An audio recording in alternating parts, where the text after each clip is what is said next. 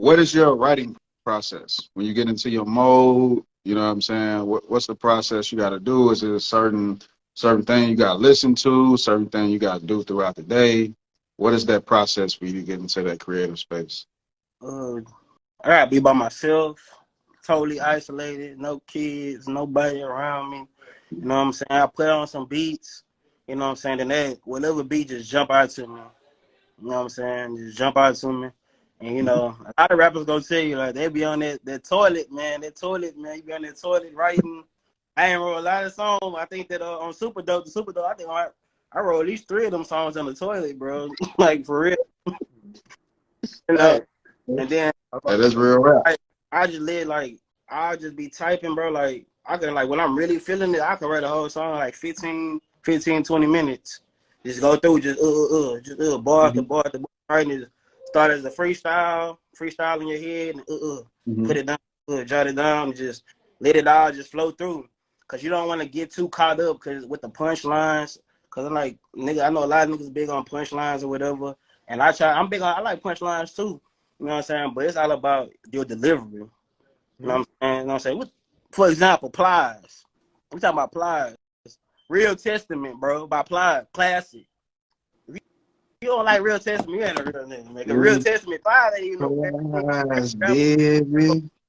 He makes words that don't even rhyme with each other. And really? like, Yeah. that's my favorite album, bro. Shout out to Plies. You know what I'm saying? You know what I'm saying? It's all about delivery because you can be a good rapper, a good writer, but if you ain't got the delivery, bro, your shit gonna be trash as fuck. You know what I'm saying? Yeah. Boy, I say Ross had the delivery, then he started working on the skills a little bit later on. So when it comes to writing, I just try to. It's all about what jump out because a beat gonna jump out to you, and I gotta feel it out. I'm gonna listen to it over and over again. I'm gonna freestyle to it first before I even start. Before I even start writing. All right, good evening, ladies and gentlemen. Welcome to another episode of Talking That Talk official podcast where we have comfortable and uncomfortable conversations. I'm your host, Juice, aka The Ordinary Brother. All right, what's good, world? I go by the name of King Exodus. Talking That Talk official podcast. Welcome back to your favorite show. So tonight, we have a special guest. This is very important, very special interview. We got Dopeboi Mack coming from Houston, Texas, 3rd Ward to be exact. I had a good chance of meeting his brother plenty years ago, you know, in our younger days. So we have a hip-hop artist, up and coming, most definitely great music, great potential. So, Dopeboi Mack, welcome to the show, man. How you feeling? Thank you, man. You really like the music? You really feeling it like that, man? Great potential? Yes, sir. The music is dope. The music is dope. Thank you, man. I appreciate that. I'm trying my best. All right, man. Don't be out there me up and just saying it, bro. You better. Nah. It's hard to impress me with hip hop. It's hard to impress me with hip hop, and when I listen to your music, man, honestly, I was like, damn, I don't even know who I can compare this to. You know what I'm saying? Like, this shit is authentic. You got a whole completely different style, especially coming from the South, especially coming from Houston. Great music, man, for sure. All right. So, without further ado, we'll get into the interview. I'll kick off the first question, Juice. I'll let you do a follow-up. So, what was your inspiration to get into the whole hip-hop scene?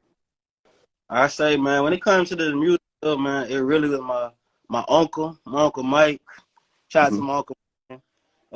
Down with the SUC, man. Y'all, you know what I'm saying? He ain't known like that, but, you know, I used to be around Big Mo and them niggas all the time, coming up in 3rd Ward, being around, you know what I'm saying? Sipping, drinking at an early age, all this shit, man. I came from there, you know what I'm saying? Big Mo talk about Greystone. He talk about Greystone. I was raised in Greystone. My daddy had me in Greystone, sleeping, you know what I'm saying, growing up around all these young niggas, 18, 19 years old. I'm around all of that. Grew up around all this shit. So shout out to my uncle Mike, you know what I'm saying? He ain't watching the live or nothing, but he the one who really got me on the music stuff, man. He the one who put me in the booth, you know what I'm saying, had me rapping when I was even at Yates, my freshman year. You know what I'm saying? I made my first song at Yates, you know, freshman year with my little brother, H-Town Boys, you know what I'm saying? They never came up, but, you know, the one who really said, hey, open up your mouth, nigga, let the people hear your words and make sure you pronounce it. You pronounce your words, you being different.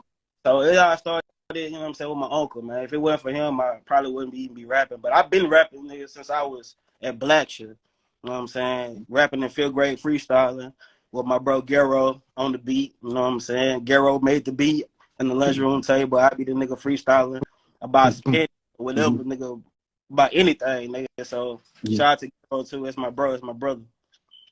Shouts out.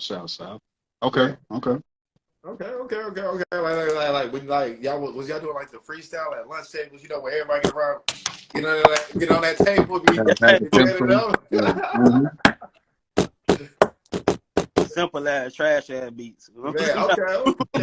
I'm just making sure you was rocking up the whole lunch here. You know what I'm saying? Lunch goes to freestyle to battling real quick. You know what I'm saying? Talking about nigga. The freestyle was legit because my 5th grade teacher had niggas rapping in front of the whole classroom rapping. So, you know what I'm saying? Niggas been doing this for a minute. So, it's been a long time coming, bro. So, let's say it's music shit. It's hard, you know what I'm saying? But it's all about consistency. You know what I'm saying? I haven't really just been consistent with the music. And I really feel like if I invest in it to be consistent, bro, like, you can do some shit with this stuff, bro, for real.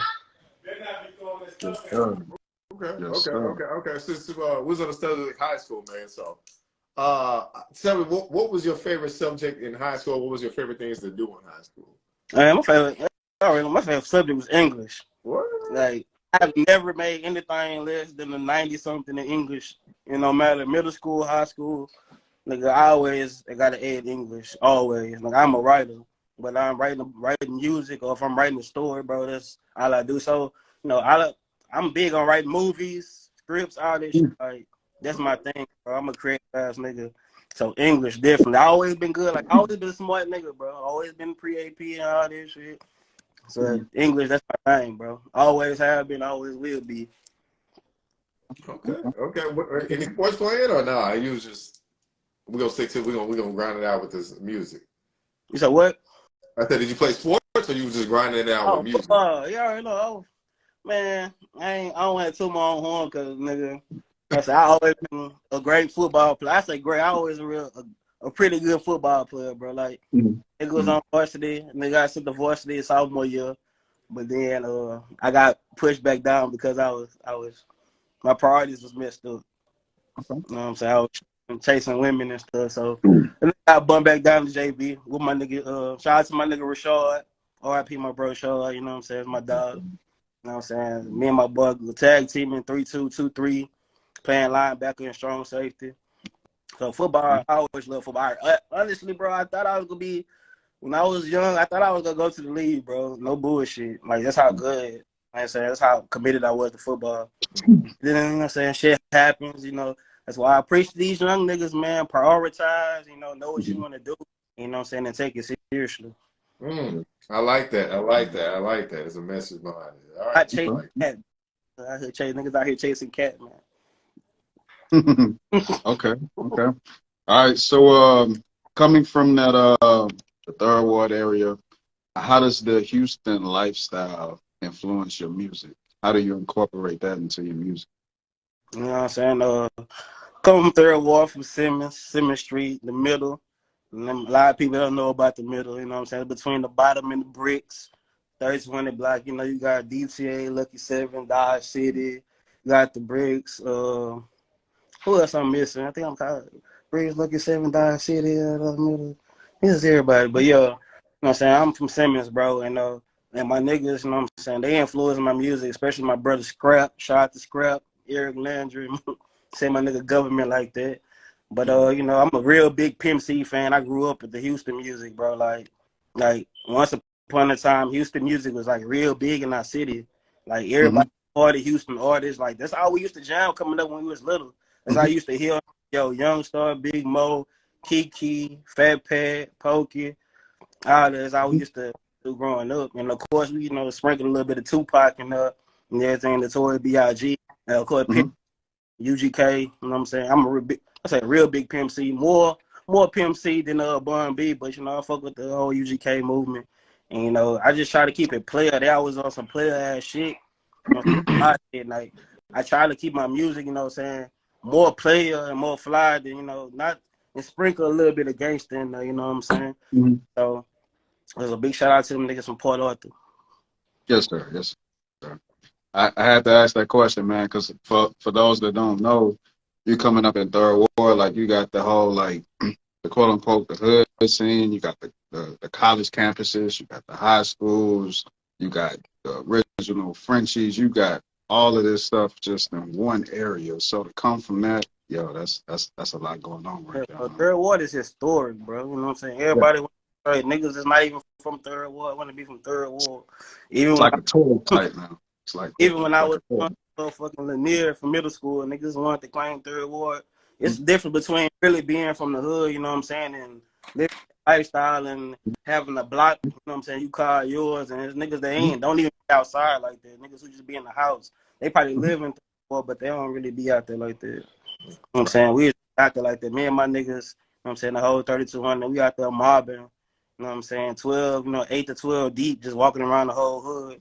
You know what I'm saying? From the middle all the way to DTA, through the bottom and back to the blocks. Well, difference, bro. So all them niggas out there claiming Third Ward, y'all might live in Third Ward, but y'all niggas ain't really from the train. Yes, sir. Yes, sir. Well, YG said you could have used from the hood, but you never came outside. Outside. Yeah, All right. sir. I got a big question for you. I got a big question for you right now, man.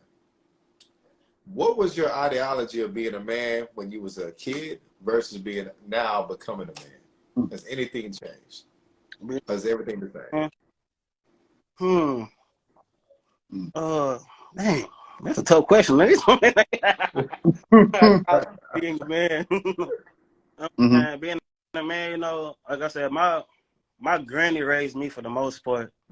You know what I'm saying? I grew up with my cousins. My cousins are more like my brothers than my cousins. You know what I'm saying? They're my niggas. Child to Chase, you know what I'm saying? Paper Chase, shout out to Savo, the A.O., my brother Savo.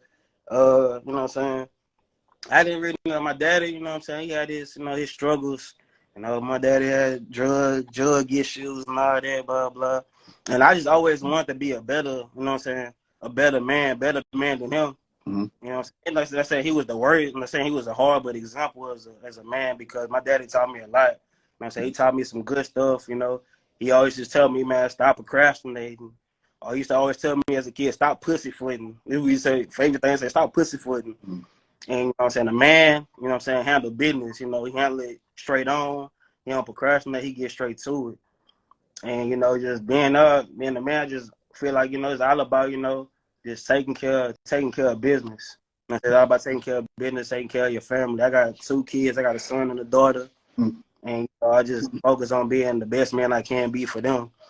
And, you know, shit get hard, you know what I'm saying? But it's all about pushing through and making shit happen. And like I say, it's stuff that you don't understand as a kid. You don't understand a lot of this shit, bro. And you don't really, understand till you there. And like a lot of stuff I wish, like we always said, I wish I knew then what I know now. You know what I'm saying? Because shit'll be totally different now, bro. Like, I'd be a whole nother person if I knew. Like, I wouldn't been out here. I would have been prioritizing a lot differently. You know what I'm saying? I wouldn't been trying to be a cool nigga. I wouldn't be trying to chase after women. I wouldn't be out here trying to impress niggas because they ain't shit. That one thing you got to know is, like, once you live that motherfucking, that high school life, that hood life, like, once you touch 18, like, I became, like, right out 17, I signed my first lease. I signed my first apartment lease in Baton Rouge. So, you know, it got real quick for me. My stepmom was already trying to get me off the motherfucking college before I even graduated from Yates. So, you know what I'm saying? It's all about being a man. It's about prioritizing correctly and handling business, you know what I'm saying? Handling problems straight on and not avoiding the shit. Okay. We'll say. Great answer. I like that. Hey, I really did, man. Something you said that really stuck out right now. X brought this up before. Is like some of you know, some men don't have the opportunity to stay at home right after they graduate high school. Like, they're trying to hurry up and get y'all out. Like, just like, how was that for you mentally? Because like I said, I had an opportunity to stay longer before I went to college. At my own, but I know everybody's in different circumstances. You have some people that be like, I was out on my own at 18, but they're saying it as a bragging point, but they don't mention the struggling point. But it's just like, oh, I was on my own early. So, you know, for you, when you experienced that graduating, did it make you grow up quicker, or would you still feel like you had time? I had to grow up quicker, bro. I really did. Like, I'm not gonna lie. I'm not even like to talk shit about nobody, but I was doing a lot. I was moving faster than a lot of my peers when it came to growing up. Mm-hmm. You know what I'm saying? I had a whole apartment, had a car. You know what I'm saying? Mm-hmm. Just had my son when I was 19. So it's like, nigga, gotta start making shit shake. You know what I'm saying? I'm paying bills. You know what I'm saying? You got rent. You know what I'm saying? You got insurance and shit. You got to make sure everybody in the house see. You know what I'm saying? At one point, I was the only nigga working in my household. My baby mama not working. It's just me. You know what I'm saying? Coming home, making sure everything good, bro. So it's hard. I had to grow up. I couldn't sit there and be the old Logan. I couldn't just post up on the block and just chill. Like, you have to grow up. I had to grow up, bro. I could not be the old. You have no choice. I got no choice but to grow up. So I had to grow up. There ain't no staying myself. I'm saying, unfortunately, like I said, shout out to the niggas that really got parents that's able to, you know what I'm saying, to be there for them, and you know what I'm saying, they able to stay at home till they 30 or whatever old, because some niggas do that.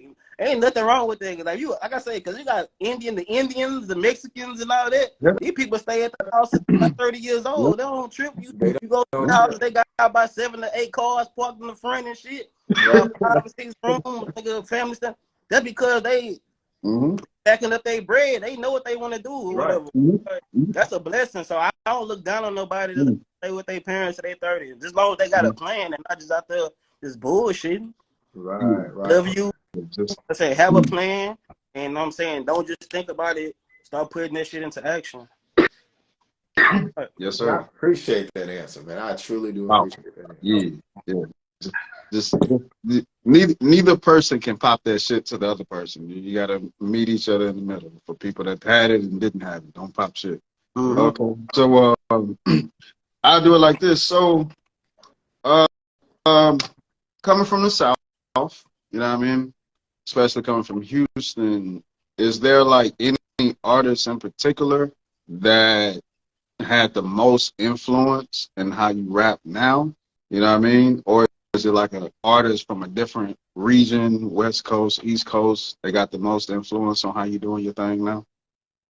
I couldn't even just pick out nobody in particular, bro. I couldn't, but you know what I'm saying? I'm a big, you know what I'm saying? It's funny because niggas like, who your favorite rapper? You know what I'm saying? It's gonna be funny, but Eminem was my favorite rapper. I don't like no fucking Eminem. Look at that. Like, bro, niggas hate to, bro. Eminem was my favorite rapper, bro. Like, Eminem was my favorite rapper. You know what I'm saying? He can't tell, but I had a crazy mind, bro. I had a crazy mind. Yeah, Eminem. I can see. Go listen to Rock Bottom. You ever been on a rock bottom going through some shit? Go listen to Rock Bottom by Eminem, bro. Like, Eminem got some deep shit. Like, he talk about the struggle a lot, bro. You know what I'm saying? And go through shit. And of course, you know, right behind him or tied with Eminem is Lil Wayne. You know what I'm saying? Lil Wayne. And we all grew up on Wayne, bro. If you a real nigga, especially going to Yates and being from Third Ward. Like, we had Drought 3. Niggas just had we had Drought 3 on the burn CD. This nigga on my hell now. Fuck you. What's called? They was passing out Drought 3 for $5, $3, selling Drought 3s all the way through the school. You know what I'm saying? I remember my nigga Dojo. You know what I'm saying? My Dojo was passing out they had the Drought 3 on the burn CD, bro. And so Wayne was a strong influence, bro. Carter 1, Carter 2, Drought 3, dedication Wayne 2. was God back then, bro. When we was growing up, Wayne was God like, back then. Oh, shout out. What about 50 Cent? But he was there. But I'm saying, like, that era when you talk about mixtape Wayne, oh, man. Yeah, that was different. That was a whole other. I mean, 50 was early on before mixtape era Wayne kicked in. That was a whole nother. Yeah, that's a whole other thing, bro. Wayne had high school on lock. Wayne had high school on lock. Yeah, when we was in school, man, yeah. The mixtapes in school were hard. Hustler music by Wayne. Exactly. Money on my mind. So that's crazy. All right. My 50 Cent would beat Wayne in a versus battle. Watch that. Nah, not possible. Close. It's not even close. It ain't gonna be a fair battle, bro. You know what I'm saying? 50 Cent is a great artist and great beat man, but he is not fucking with no Lil Wayne. It's not even close. Right. Not even a little bit. The gap is so wide, it's ridiculous. But I can really just say, if like I say, if anybody, we talking about player, like, cause I try to keep it player anything, you know what I'm saying? I say Big C. I'm big on PMC, man, and like I try to like when I rap, I don't really want nobody to be like, "Hey, that nigga from Houston." Yeah. I don't want to be. You got niggas who can tell they from Houston, Mm-hmm. but you know what I'm saying. I don't want nobody to be like, "Oh, when they hear me rap, they can say, oh, he from Houston, he from H-Town." Nah, I want my shit to be different. I want to, you know what I'm saying. I don't want nobody to know, man. Mm-hmm. Oh, he get his style from there. I don't see my. I really don't. I don't think I sound like nobody. I can go like I can switch the style up, bro. Mm-hmm. I can flow. I can sing a little bit, harmonize and Mm-hmm. stuff too. I don't really compare myself to nobody. I'm just mad. I, Mack. I throw a little double hitter question in there, man, because to back you up on that, I was saying your music dope, and I don't want you to just think, oh, I'm bullshitting, but you got songs like super dope. I'm like, yo, this shit player. Like, you know what I'm saying? Then I'm listening to songs like Miles Away, and I'm like, damn, like you switched it off. You're getting your little harmony on when you're singing and shit. I'm listening, and I'm like, damn, bro, like, bro, really got a style that I really can't tell what he doing on what song, but it's genuine. So I just have to throw that in there, man. You know, definitely Appreciate got some shit. And Southside, man, Southside go hard, man. I had to it. use You fuck that with that? Southside. Appreciate Yeah, Southside. it. So yeah, you know what I'm saying. I just like to switch it up. You know what I'm saying? Because I know people go for a certain, you know what I'm saying. They got an ear for certain shit because you know we in a new age. You got Mm-hmm. niggas, you know what I'm saying. Niggas listen to NBA Young Boy and all these Mm-hmm. harmonizing little baby using auto tune and stuff. I don't even need no auto tune to sing or harmonize. You know what I'm saying? That shit natural. If they put auto tune, it's probably like a little bit in auto tune because I really don't need this shit, bro. Mm-hmm. Okay. Thanks. Okay. All right. All right. All right. So look. If you could collaborate with anybody in the world, who would it be?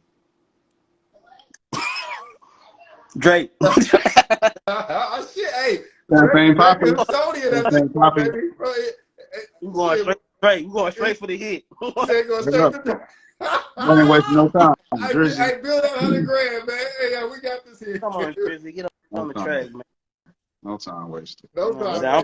You saying? do, He's Drake. not Straight off. steal the show from me either. I'm gonna make sure we on the same level. Cause I know Drake, he'll make a nigga whole song. Mm-hmm. You know what I'm saying? Right. Real. You gonna get a hit out of Drake, you know what I'm Yeah. saying? And that nigga Right. and Drake, he's type of he gonna take pieces from everybody. He'll Yeah. start he from the Caribbean, rap like he from New York, or he rap from he gonna Yeah. everything. And so he started right here in Houston. He wanted to be H-Town so Mm-hmm. bad. Still the same. Still the same. All right. We got the male artist. What female artist would you collaborate? Mm. Uh-oh. I was gonna tell you. We're gonna be for all the wrong reasons. Man, that Hey, so fine, bro. She's so fine to me. This woman is so beautiful. hey, And she can rock a All man. right, make sure to see this interview. Make sure if you can mix business and pleasure, I don't mix just be it right. saying like that, but she be spitting, bro. Yeah. You know what I'm saying? But she we got talking hard. about artists, man. We're going with Tim's, man. I'm gonna go with Tim because I love that woman's voice. She has a beautiful voice. I'm talking about the voice of an angel, man. That Tim's, she's special, bro. I'm talking about special talent. So I think I'll make like a little, you know what I'm saying, either a love song or just like use her voice on the hook. You know what I'm saying, for a live ad, play a song or something like that. But Tim's, man. I know it sound crazy, but Tim's. Okay. I listen to Free My Mind. That shit really like therapeutic. Right. But Megan Thee Stallion, tap in. See, we got Megan No, Thee it's Drake and Tim. I wouldn't be able to concentrate because I'm in love with Camilla tapping in. All right, I'm we in love got with you. Yeah, I mean, y'all could do a verse in different like cities and stuff. He said he only heard the first one. He said, "No, you got to be in the same studio with me." Yeah, I Party ain't gonna saying hate nothing me. to even. We gotta do this in person. Fontaine, whatever the nigga name is, he gonna hate me because I'm gonna be flirting with Meg the whole time. I love that woman. Oh man, Megan the Tim's, and Megan the Tim's. Megan from the H's, she got a nice little flow and she beautiful, and Tim, she beautiful with a beautiful voice. So either one of them. So. oh man. I got one question. Go ahead, Eric.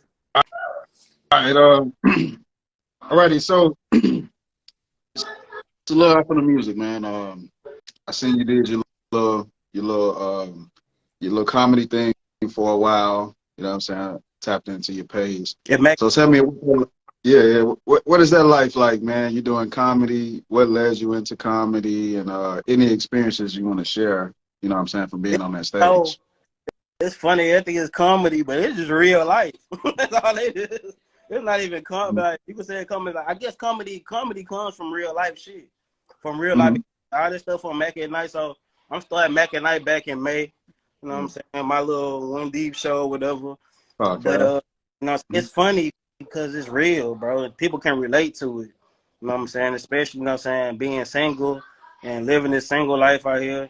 You know what I'm saying? It's wild. Like being a single black man out here and dealing with some of these women, it's crazy. And then on top of that, being a single black father, you know what I'm saying? I'm a full-time father. I'm not a part-time father. You know what I'm saying? I always got my son with me and my daughter be with me more than half the time too. So this is real life stuff. You know, I be speaking on Mac.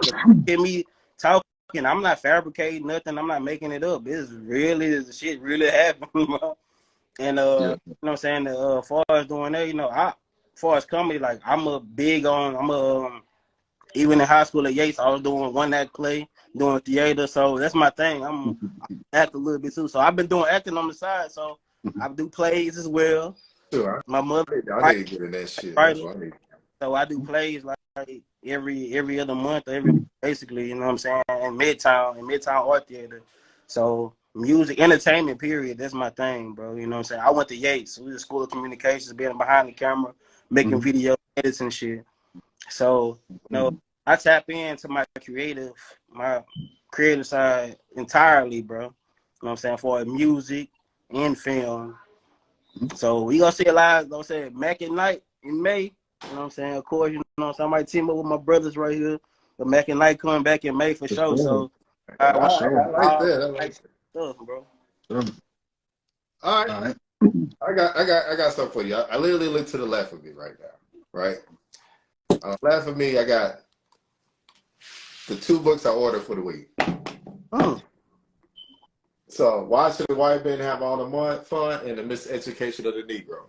So I want to ask you, what was the last book you read? Shit. Damn, man, that's like myself. You know what, bro? My whole life, I always been a reader, bro. Like a real life reader. My daddy, when I was on punishment, my dad put me on punishment, nigga. One of the books he made me read was the autobiography of Malcolm X. Yeah, that's what I like right there. If you a reader, you know how to tell, you know how to draw, you know what I'm saying? When you read, you're able to see a picture, like I said, it's like a movie. When you read that, like a movie, bro. It's like one of the best books I ever read, the autobiography of Malcolm X. I love it. Like I always, you know what I'm saying, make reference back to that book with Malcolm. I learned a lot about that dude. But we talking about the last book I read, like the entire book I read was a Joel Osteen book. Hey, it don't matter to me. Got the name of the Joel Osteen book, but it was like talking about your goals and accomplishing your goals and believing in yourself. He do a lot of that though. I don't want to say he's just a pastor, but he's a great motivation. Yeah, like he can motivate the shit out of you.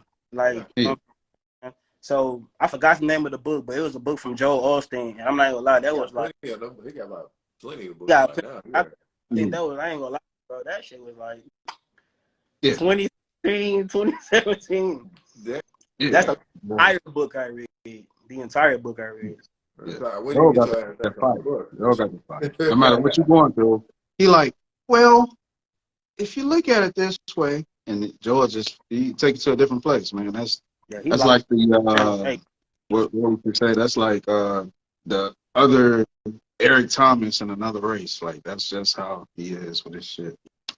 Yeah, righty. So prosperity preaching. That's what they call it. That's what I go for a more intimate setting when it comes to church. You know what I'm saying? I like the pastor to know everybody, the members be, you know what I'm saying, know each other and stuff. When you go to Lakewood, ain't nobody gonna know you in that mud. But my nana did go to Lakewood, and she loved Lakewood for whatever reason. Wheeler still mine, and Wheeler found the praise. Yeah, but she been there. That mud was small before they even went to the compact center. So she been there for a while. She was there for a while. But yeah, shout out to Joel Osteen, man. I like that. Yes, sir. Yes, sir. Man, you keep shouting people out. I like this guy. He don't mind just letting people know what's up with it. Okay. And I just tap into something you said, man. The biography on Malcolm X, autobiography, very powerful book. I didn't have a chance to even watch the movie that Denzel did until I was in high school, and that just like shifted my whole mind, like literally, just learning about that man, and That just nigga even now. he was a whole gang. Right. Yeah, so just even tapping into even like his interviews and speeches now, very impactful. I would recommend that everybody takes time out to listen to Malcolm X speak. So Oh, you know, let's I do it do. like this. I go to YouTube and watch all his damn speeches. Yeah, you got B Day coming up soon. So let's do it like this. What is your writing process when you get into your mode? You know what I'm saying? What's the process you got to do? Is it a certain thing you got to listen to? Certain thing you got to do throughout the day? What is that process for you to get into that creative space? I gotta be by myself, totally isolated, no kids, nobody around me. You know what I'm saying? I put on some beats, you know what I'm saying? Then that whatever beat just jump out to me. You know what I'm saying? Just jump out to me. And you know, a lot of rappers gonna tell you like they be on that toilet, man. That toilet, man. You be on that toilet writing. I ain't wrote a lot of songs. I think that on Super Dope, I think I wrote at least 3 of them songs on the toilet, bro. Like for real. You know, Hey, and then That is real rap. I just live like I'll just be typing, bro. Like I can like when I'm really feeling it, I can write a whole song like 20 minutes. Just go through just bar after bar after bar. Writing it start as a freestyle in your head, and Mm-hmm. put it down, jot it down, and just let it all just flow through. Cause you don't want to get too caught up, cause with the punchlines. Cause I'm like nigga, I know a lot of niggas big on punchlines or whatever, and I like punchlines too. You know what I'm saying? But it's all about your delivery. You know what I'm saying? You know what I'm saying? For example, Plies. We talking about Plies. Real Testament, bro, by Plies. Classic. If you don't like Real Testament, you ain't a real nigga, man. 'Cause Real Testament, Plies ain't even no Yes, rapper. baby. He makes words that don't even rhyme with each other. And Really? like Yeah. that's my Mhm. favorite albums, bro. Shout out to Plies. You know what I'm saying? You know what I'm saying? It's all about delivery, because you can be a good rapper, a good writer, but if you ain't got the delivery, bro, your shit gonna be trash as fuck. You know what I'm saying? Ross, Yeah. boy, I say Ross had the delivery. Then he started working on the skills a little bit So later yeah. on. So when it comes to writing, I just try to. It's all about what jump out, because a beat gonna jump out to you, and I gotta feel it out. I'm gonna listen to it over and over again. I'm gonna freestyle to it first before I even start. Before I even start. Before I even start writing. Okay. My grandma, my mama, just had a song about. Hi, mama, you got a song coming soon. Yeah, Grandma, I like that. I like that. she said you need to write a song about your mama. Mhm. It's coming. Probably for your birthday, mama. That's real. Yeah. Okay, you got mama support. I like that Grandma's shit. a real one. My grandma's a real one. That's probably the closest thing to a parent. One of my closest things I got to a present parent is my grandma, my mama. Like, Yeah, shout out to real, love her to death. Like that's my everything. It's my baby, man. man. I remember you talked about that early on in the podcast already. But The man, great grandmother, my great grandmother raised me. That's my oh, mom. That's my grandma, my mama. My great grandmother raised me from Louisiana.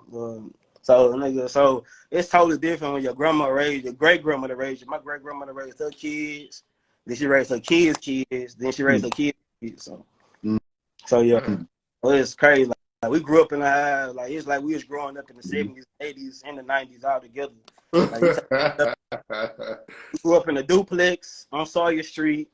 No washing, no dryer, just out to my clothes in the bathtub. Have to get in there, Oh, stomp on the clothes, oh, help clean them. Say, okay. Logan, come in here, need clothes.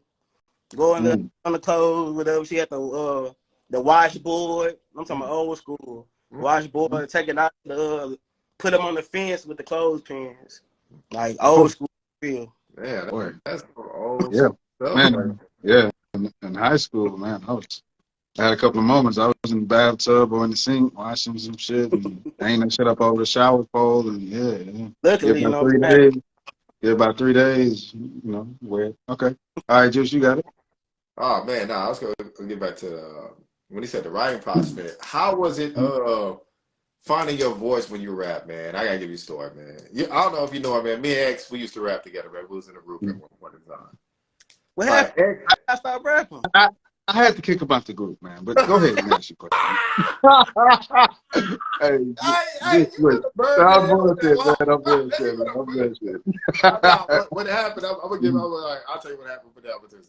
What happened was like I ended up going to college, and then like one of the extra group members we had to like separate ourselves from that. And X just went to work.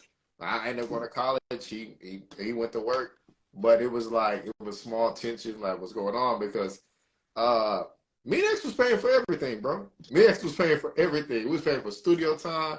I like, Another, hey, listen, we're gonna eat first before we go in here. Hey, another story. listen, you want to get, like, you know what I'm saying? You want to get some green real quick before we get to hit this booth? We paid for everything, and it was like, you know what I'm saying? It's like things couldn't be as productive because everybody's not pitching in. Yeah. But you know, I had already started making my mind up to go to college, and when that happened, X just got. He was like, "Yo, I'm gonna just go to work." So within that time, we separated. We just basically, you know, found our own paths, and then you know, came back later on in life. Mm-hmm. Not to say that we still couldn't do it. I keep on telling, let's get back in the move, but yeah, he won't tell I'm that back. part. Mm-hmm. All right, so look, so when we first was rapping, you know what I'm saying? X go in that booth, do his thing. Other group member go in that thing, do his thing. Everybody tell you, I'll be in the booth for about an hour just sweating. I'm in the booth sweating. I got napkins trying to wipe my Oh, face. you straight from the studio I'm time. redoing. Yeah, Oh, yeah, he did good. Redoing I'm the like, bro, let me see your lyrics. Let me see if I can lyrics, scratch something out. yeah. You I'm know, like, so you ain't got to man, say that whole sentence. listen, That's a long it's sentence. been times I came out the booth, I had to take my boy, shirt shit. off. I was you see Yeah, sweat all over.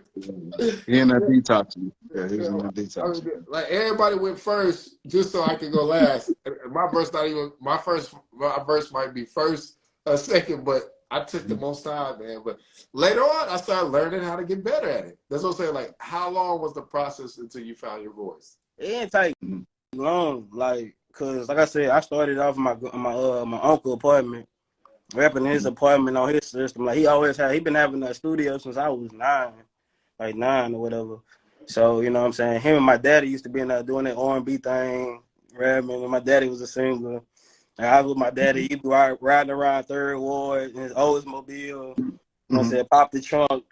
You know what I'm saying? Giving that CD, passing out CD, selling them for $10. How much you selling them for? The nigga had a whole bunch of CDs left over though. Like he Mm-hmm. had a whole box of CDs. He ain't never get off all of them.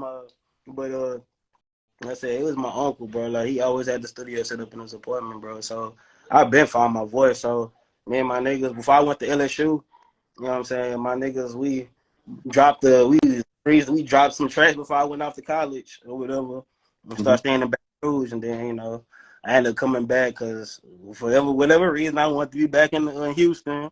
Thought I was missing out. Then I had some shit going on with my family, my cousin. You know what I'm saying? I wanted to get back at some niggas too. So it was crazy. Like I said, my priorities was different back then. Mm-hmm. But my voice has always been there, but we got better and better. Like I said, you got to be invested in yourself when it comes to this music shit. You have to invest in yourself. Because ain't nobody going to invest in you. Ain't nobody going to believe in you. Most of these niggas ain't going to believe in you. So you got to invest in yourself and go for what you want, bro. And like we started off at Barron's, off of TC Jester in the Heights. That's the first year that we really started going to Barron's or whatever. So you know, so I found my voice quick. I go up in the studio, nigga. It's either already memorized, most of the time it's already memorized in my head, already if I even go in the booth. And then I have my notepad out there just, you know what I'm saying, just so I don't mess up if I do fuck up. I just have that right there to go off of. So we don't waste no time, bro. We go in there for 2 hours. We can knock out 3 songs. You know what I'm saying? I would have grew very impatient with you and there for a whole hour. Wasting our money a whole Politically correct. hour. Very impatient. I used to be in the booth like, This nigga out the booth. This nigga out the Politics booth, man. as usual. Rick in there for a whole hour. I'm like, all right, bro. We just get him next time. He'll get on the next song, bro. He tripping. Nah, but look, listen. But when it came out, it was beautiful. It But was so when beautiful. it came out, It 3 hours was later, beautiful. it was Would have worth got it. one. Got 2 songs, 3 songs done. He in there for a whole hour. Hold on. I did want to ask you real quick. Did y'all have producers that actually guided y'all? Like when me and X was, well, like I said, the same person we was dealing with, he actually took us out like, hey, listen, you need to pick up your voice. Hey, you want to be able to project like this. Like some people go in the booth, they don't give a fuck. You paid for it. It's just, hey, All right, hey, you know you did good. Whatever. I like niggas to keep it real with me. You know what I'm saying? Keep it real with me when I'm in there. I tell the producer, whoever behind the boards or whatever, hey, you feel like I'm not doing something right, get at me. Like, let me know. Hey, do this a little bit better. Do that a little bit better. And and that's one thing that I can say I'm very critical of myself. I get down on myself with certain shit. Like, I always been critical of myself. Like, can't nobody correct me like I'm gonna correct me because I'm hard on myself, bro. I'm very hard on myself. So I'm always trying to do things perfect. I always want things to be perfect. Even now, like it's songs I'm sitting on for years. I sit on for a whole year because I want to put it out in a certain way. I want to present it in a certain way. I want it to sound a certain way. But I know when I'm in that booth, when I'm in there and I'm making that song, I'm giving 100% while I'm there. So now I'm like, so now if I record a song, instead of trying to go back and edit the song and try to make it better, like bro, I'm like, man, I know you gave 100%. You knew, you know what I'm saying? You did all you can while you was in there, so ain't no need to go back and try to fix shit. You know what I'm saying? So from now on, I just be I go make a song. That's it. I'm not going back to it. I'm not finna go over and edit it. That's it. That's what we're rolling with. So like, I know I'm good. I'm good with my voice and projecting. Like I said, my uncle, he always been like, make sure these niggas hear you. Make sure you pronounce your words. I know a lot of niggas go in the booth and niggas can't understand what the fuck they saying, but niggas go understand what I'm saying when I'm in there, bro. Okay. All right. Cool. All right. So I asked this question. Did you ever face any like point where you had to like separate from like environments or like groups of people in order to like lock down into your music game and make it productive? And if so, explain that process and how did it make you feel that you had to separate yourself?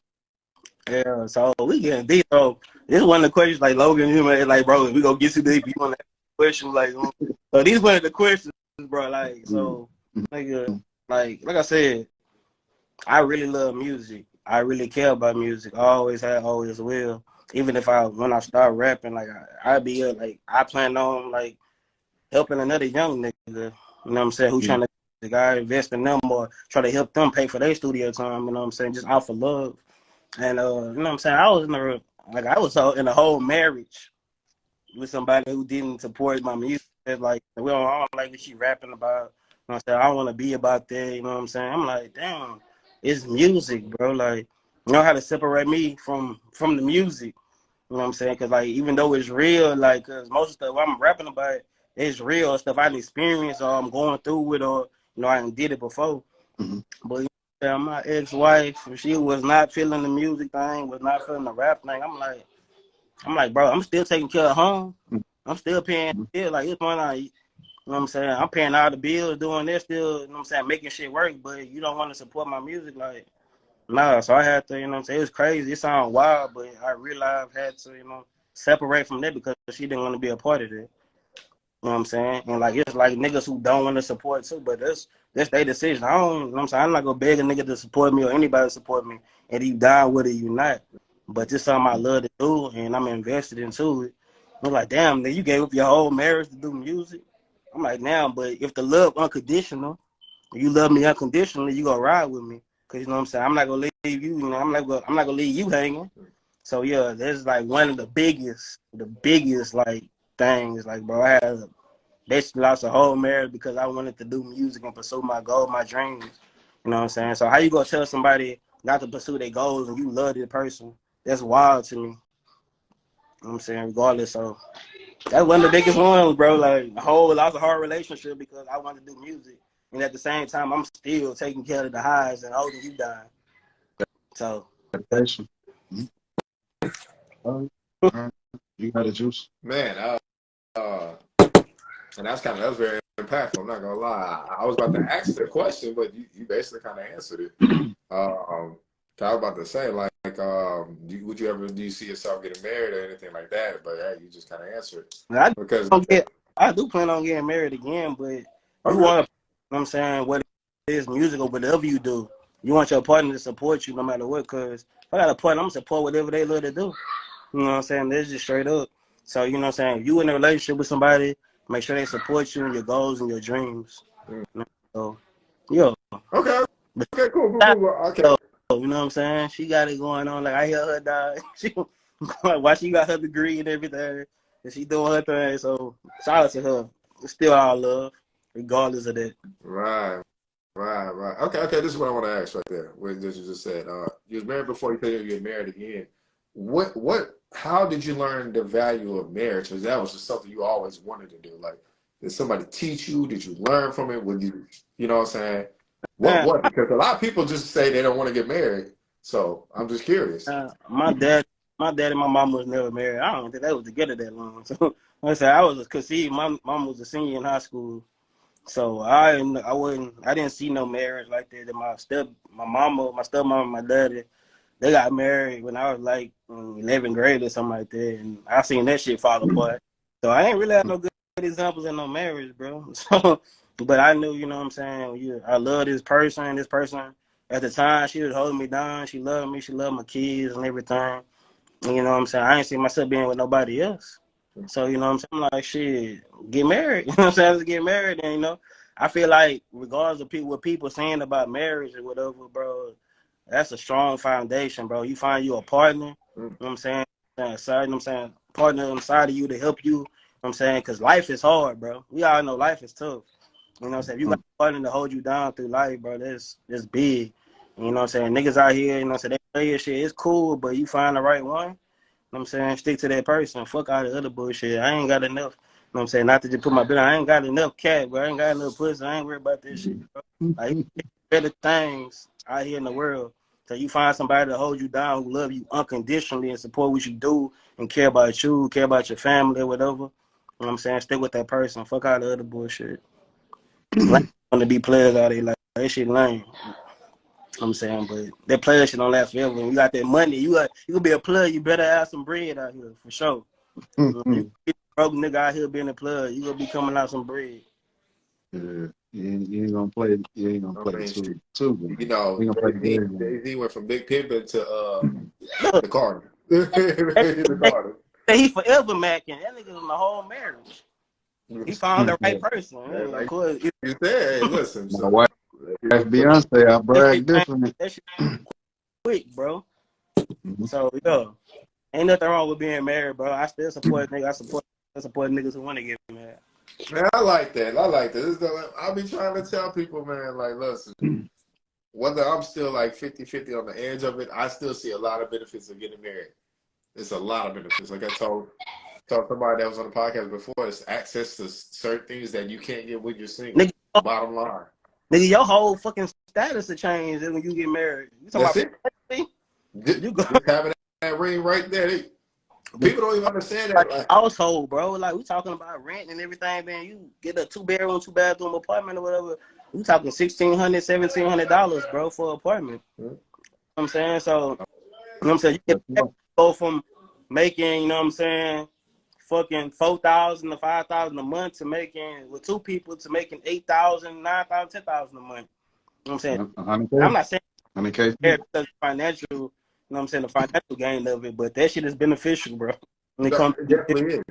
That's why if you see the improvement within the military, hey, get married, you make an extra $3,000. There's companies that look at individuals that are not bachelors that are actually married. Like, it's a lot that goes into the roles of marriage that people who don't understand it will never understand it until you know what I'm saying? around it. Like I said, I talked about it on the show plenty of times. There's certain access I was getting, and then I got cut off when I wasn't bringing myself around. When I wasn't married or bringing a plus one or a woman with me at events. Like I said, I said right now. One of my mentors told me. We had like a couple outings, right? And I brought different women. So I'm looking at it like this. I'm not looking at it like I'm being a player or I'm taking different women. I'm looking at it like, do not be by myself. Bring a woman with you. Because most of the people there are married or in relationships or engaged. So I remember after that dinner, I get a text message. Text message like, give me a call. He said, hey, look, next time I invite you to a dinner, you need to be in a relationship. I said, well, damn. I said, I didn't think it was going to be a problem if I just brought somebody with me. He said, it's not that you didn't bring, that the problem is you brought somebody with you. it's some of us have seen you with different women, so now you're looking loose. So that was the thing. So I mean, tell people, say what you want.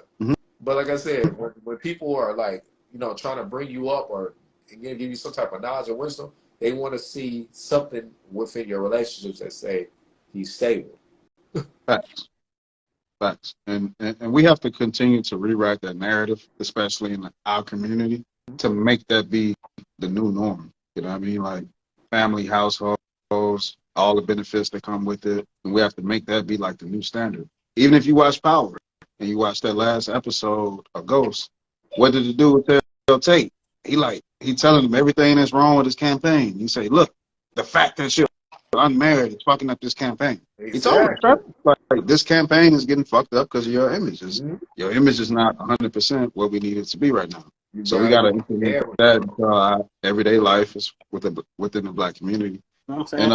And I said my last question would be, okay, you grew up on Pimp C, you grew up on all these artists, you know what I mean? And that taught you a lot throughout life. I heard a lot of people say, yo, I ain't had no daddy, but Tupac music raised me and all these different things. So, you know what I mean? We all in our 30s. You know what I'm saying? That's on the panel. So what would you say your music teaches somebody that's younger than you when they listen to your music? Well, they hear my music and then it's gonna be wanting to be a player. Cool, just keep it player. They hear this nigga just keep it player. Young niggas gonna want to just be. I think I got some chill music. I got a little, like I say chill. I call it chill drill. Cause even though I might throw a little, you know what I'm saying, some gun references in there, some gang shit in there, but I'm a chill nigga. You know what I'm saying? I don't be out here doing the most. I don't be out here acting crazy, acting wild. I got too much to live for. Like, I've been in a lot of instances, especially in high school. Nigga, I had niggas shoot my house up. I ain't got a gun. I had multiple times. Niggas shot at me or whatever. I never been scared. You know what I'm saying? Been scared of no nigga with no gun. You know what I'm saying? You know what I'm saying? They didn't put a gun in my head. I went back and handled that shit. You know what I'm saying? Like, but young niggas that's listening to my music, you know what I'm saying? I want them not to just listen to my music, but also just see me as a person, you know what I'm saying, outside of music. Because, like I said, I'm a full-time father, bro.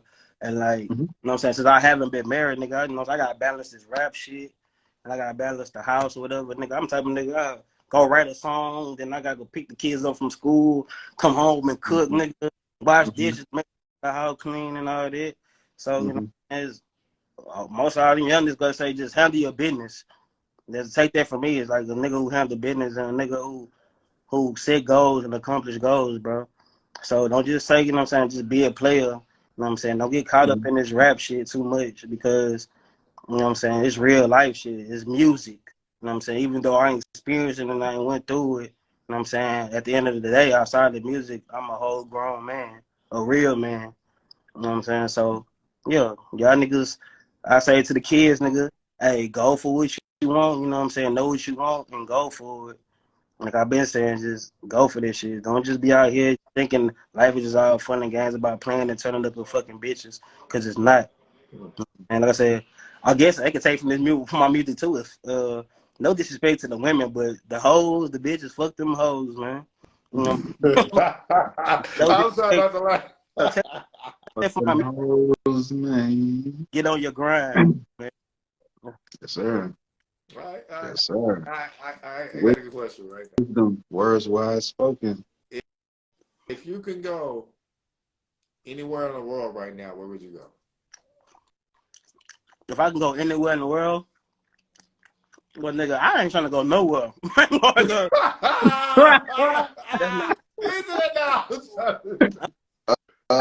nowhere that's not in America, bro. Niggas is dying overseas. Trying to get snatched up. Okay. You said nowhere, not in America, but where would you ransom go? Money. You got the ransom money. Wasn't getting killed and snatched up, or all this stuff in Russia and Japan, all the other stuff been going on. You know what I'm saying? Like, I ain't been to Cancun. Like, I like Cancun. I like Mexico. So I'm cool with that. I always said I was gonna go to Africa. You know what I'm saying? So I'm from Africa. I always want to go to Africa, bro. Either Africa or Japan. But I'm unsure about that, bro. Sure. My boy watch CNN. He watch CNN. Niggas, This ain't local news. After watching the documentary, the MH370 documentary on Netflix, the plane that disappeared. Y'all remember? Disappeared. I'll go watch that Yeah. next. I was in Austin watching it. And I was smoking. I was like, damn, this shit scared me a little bit. I like, I forgot all about that plane that disappeared. Like that whole plane with 200 people on board disappeared, bro. Wow. And I don't go through that, bro. I got a son and a daughter to get back home to, bro. Mm-hmm. And what the happened, you know what I'm saying? I'm not that. Now I'm the main, you know what I'm saying, the main nigga holding shit down. Mm-hmm. But like I said, if I had to go somewhere, it'd be Africa or Japan, bro. It'd be South Africa, Japan, or somewhere Africa or something like that. But yeah. That's what's up. Well, I gotta ask, why Japan though? I was big on anime and their hospitality and a lot of their culture. That's what made me fascinated about Japan. Yeah, my son a big anime person. You know, I always like Goku. You know what I'm saying? The Dragon Ball Z. Yeah, got Demon Slayer. They got the Demon Slayer. They got Naruto and all this stuff. So, you know, I fuck with it a little bit. You know, so I sit there and watch the episodes. You know, so I fuck with Japan, bro, and their culture. Mm-hmm. Yeah, that's what the culture. I fucks with that a lot. Man, all right.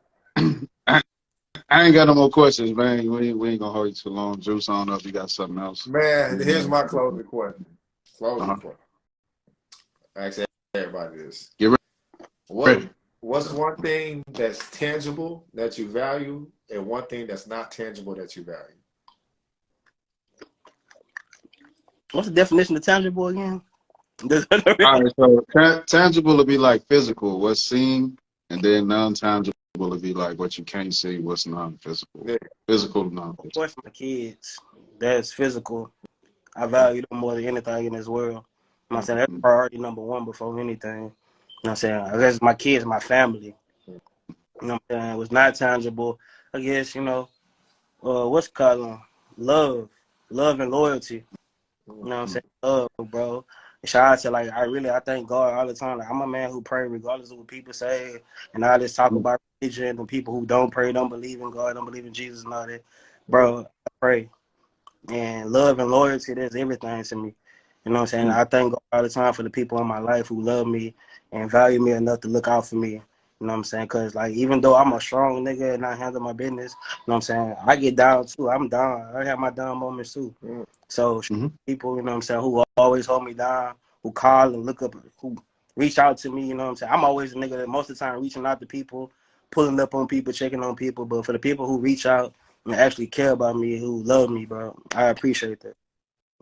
Yes, sir. Powerful. All right, I got it. All right, that was my last question, bro.